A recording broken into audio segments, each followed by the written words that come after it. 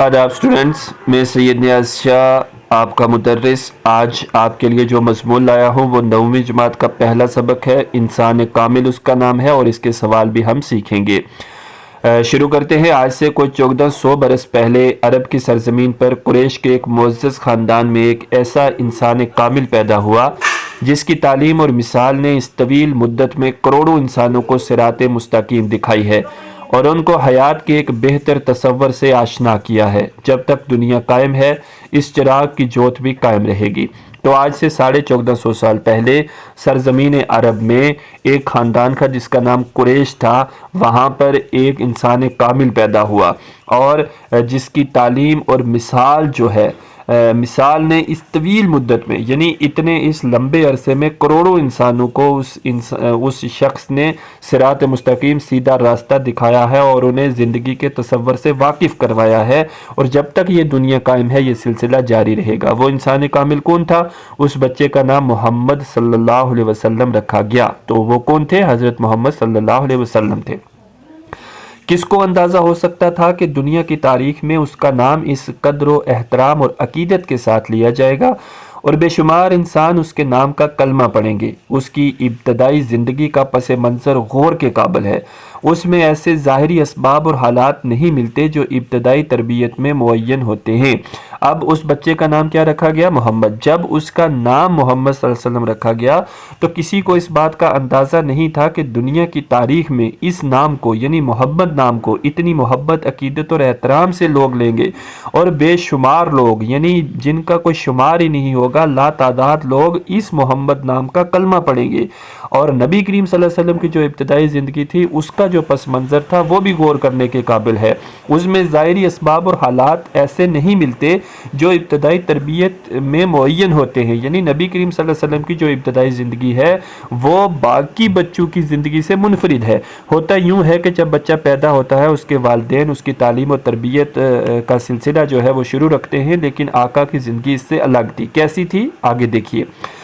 बच्चे की पैदाइश से चंद माह पहले उसके बाप का इंतकाल हो जाता है। यानी अभी आका पैदा नहीं हुए थे और उनके वालिद का इंतकाल हो गया और अभी उसकी उम्र 6 साल की भी नहीं कि शफीक माँ का साया भी सर से उठ गया और उसके बाद वालिदा का भी इंतकाल हो गया।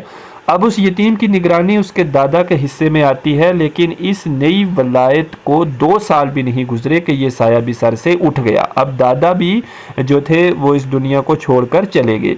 जैसे कुदरत को ये दिखाना मकसूद हो कि इसके पालने वाले, उसकी निगरानी करने वाले उसके अजीज़ नहीं बल्कि कुदरत इलाही है जो किसी ख़ास मकसद के लिए उसकी तरबियत कर रही है।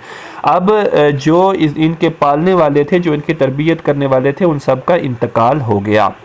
फिर क्या हुआ? अभी एक चचा का दम बाकी था और उन्होंने ही भतीजे की सरपरस्ती का फ़र्ज़ अपने ज़िम्मे लिया। वो तिजारत के सिलसिले में शाम वगैरह का सफ़र करते थे। इसमें उन्होंने इस अजीज़ और होनहार भतीजे को अपने साथ लिया और इस तरह से अपने गिरदो पेश की दुनिया को देखने और उसकी मादी, समाजी, इखलाकी और रूहानी हालत का मुताला करने का मौका मिला। अब जो नबी करीम सल्लल्लाहु अलैहि वसल्लम थे उनकी कफ़ालत कौन करने लगा? आपके चचा करने लगे। और वो जो आपके चचा थे वो ताजिर थे, तिजारत करते थे और वो मुल्क शाम और दूसरे इलाकों में जाते थे और वो इस भतीजे को यानी नबी करीम सल्लल्लाहु अलैहि वसल्लम को भी अपने साथ बाहर के इलाकों में ले गए और नबी करीम को अपने गिरदो पेश यानी अपने गिरदो नवाह का पता चला कि बाहर की दुनिया कैसी है, वहाँ का मादी, समाजी, इखलाकी और रूहानी हालत जो दुनिया की है वो किस तरह की है। यानी नबी करीम सल्लल्लाहु अलैहि वसल्लम की जब पैदा भी नहीं हुए थे तो वालिद का इंतकाल हो गया, पैदा हुए तो 6 साल की उम्र में माँ का इंतकाल हो गया और उसके बाद जब दादा ने इनकी कफ़ालत शुरू की तो 2 ही साल गुजरे थे का भी इंतकाल हो गया। यानी नबी की उम्र 8 साल की थी तकरीबन, तो उनके तमाम जो अपने थे वो इस दुनिया को खैरबाद कह के चले गए। आगे क्या होता है? दिल की आंखें तो कुदरत ने इब्तदा से रोशन की थी, अब बाहर की आंखों ने भी इंसान की गुमराही और जवाल के मंजर देखे जिससे दिल पर चोट पड़ी और वो सोच बेदार हुई जो तमाम मुअल्लिमीन इखलाक और इंसानियत के हादियों के हिस्से में आई है। यानी इंसान की ज़िंदगी को किस तरह बेहतर बनाया जाए और उनके किरदार में किस तरह पाकीज़गी और शराफत पैदा की जाए। अब दिल की आंखें तो खुदा ने नबी की पहले खोली थी, लेकिन अब ये तिजारत की गरज से जब बाहर जाने लगे तो इन्होंने लोगों के हालात और वाक़यात देखे और उनकी दिल को चोट पहुंची और उन्होंने ये सोचना शुरू कर दिया कि अब इन लोगों को किस तरह से सुधारा जाए। لیکن یہ زمانہ تیاری کا تھا، سیرت کے نقوش کو تربیت دینے اور اجاگر کرنے کا تھا، دنیا کو دیکھنے اور انسانوں کے برتنے کا تھا۔ ابھی اعلان کا پیغام پہنچانے کا وقت نہیں آیا تھا، اس لیے انہوں نے تجارت کا شغل اختیار کیا، یعنی انہوں نے نبوت کا بھی اعلان نہیں کیا، لوگوں کو سمجھانے بجھانا شروع نہیں کیا، بلکہ تجارت کا پیشہ اپنایا، جس میں مفید مطلب تجربے حاصل ہو سکتے تھے۔ کس لیے؟ تاکہ وہ تجربے حاصل کریں۔ ان کے پاس دولت نہ تھی، لیکن نوجوانی ہی میں ان کی دیانت، ایمانت اور سمجھداری کا شہرہ پھیل چکا تھا۔ دیانت یعنی وہ دیندار تھے، ایماندار تھے اور سمجھدار بھی تھے، اور ساری دنیا میں یہ بات پھیل چکی تھی۔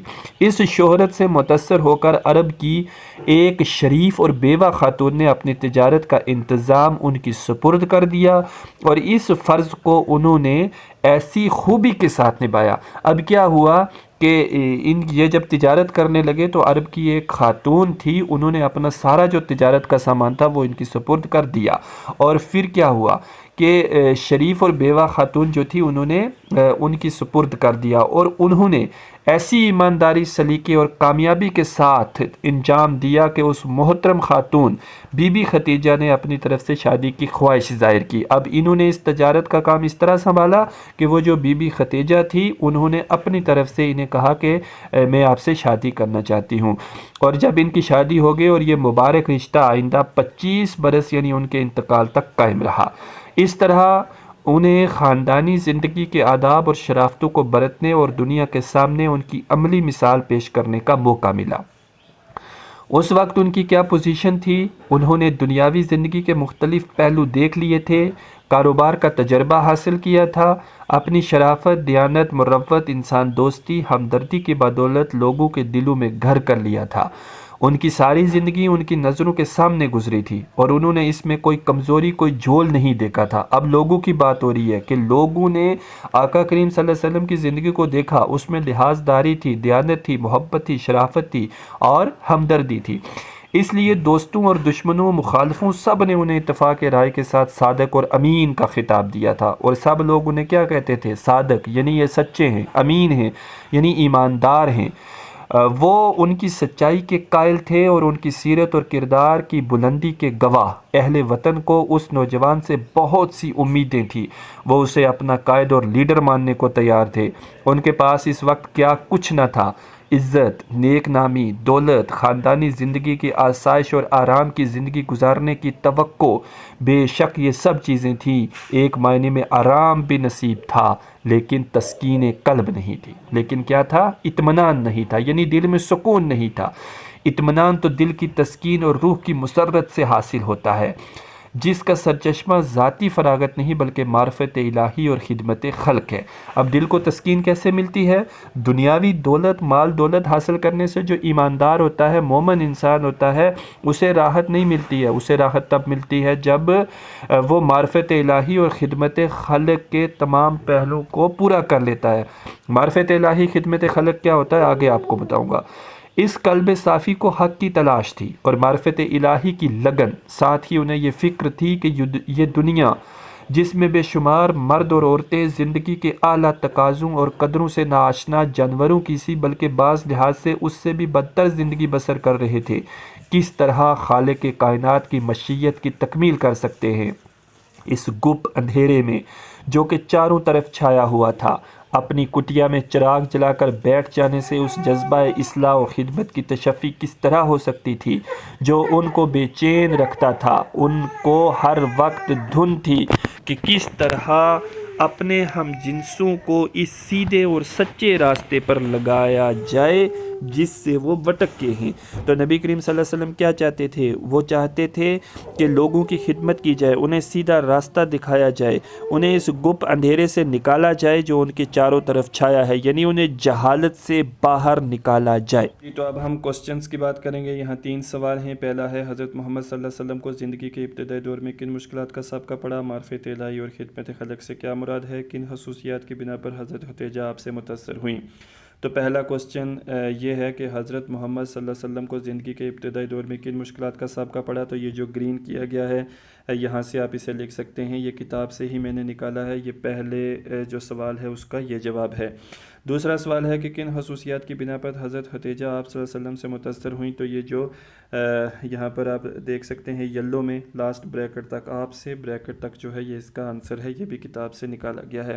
تیسرا جو میں نے کہا تھا کہ معرفت الہی اور خدمت خلق کے متعلق بتاؤں گا، تو یہ کوسچن ہے اور اس کا یہاں پر یہ آنسر دیا گیا ہے، اسے آپ اپنی نوٹ بک پر لکھ بھی سکتے ہیں۔ جی تو یہاں پر یہ مضمون مکمل ہو چکا ہے۔ ہم نے پچھلے ہفتے اس کے 2 نوٹس پڑھے تھے اور آج یہاں 3 جو کوسچن ہیں یہ آپ نے لرن کرنے ہیں، تو اس طرح سے اس کے 2 نوٹ اور 3 کوسچن ہیں۔